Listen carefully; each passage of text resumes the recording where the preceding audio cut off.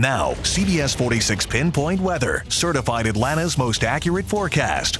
And Hurricane Zeta, still a hurricane with 80-mile-an-hour winds. It is a Category 1 storm moving super fast to the northeast at 31 miles an hour. And as it moves quickly to the northeast, we will see very heavy rain arrive overnight. So far, it is dry in Atlanta. Starting to see some rain pick up here in northeastern Georgia, but the heaviest rain now over Alabama starting to move in. So Troup County, Carroll County, Heard County, you're starting to see some heavier rain, and this trend will continue as we head into the overnight hours. As a result, tonight we will see very heavy rain and strong gusty winds after 3 o'clock in the morning. We'll see wind gusts over 55 miles an hour, and areas just north of Atlanta could see wind gusts up to 70 miles an hour. That is nearly hurricane strength winds moving through some of the northern suburbs. So let me take you hour by hour. Again, already starting to see some rain out there, but the heaviest rain moves in after 3 a.m. By 4 o'clock in the morning,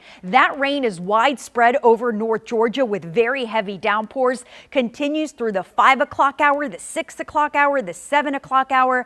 By 8 o'clock, it does move out. So from 3 to 8, that's when we will see the heaviest rain. The heaviest rain moves out. We'll start to see a few light sprinkles in the early afternoon, but by 4, 5, 6 p.m., the rain will be over and done with. That tropical storm warning continues. This is where we are expecting tropical storm force winds. That's winds of 40 miles an hour or higher. That does include all of metro Atlanta and northwest Georgia. As the system moves in, it will bring very strong winds. So here's that wind forecast. For tonight, we're seeing 10, 15, 20 mile an hour wind gusts. They'll pick up over the next couple of hours. So things will go downhill very quickly over the next couple of hours. And by 3 in the morning, we're going to see those 30 to 40 mile an hour wind gusts in West Georgia.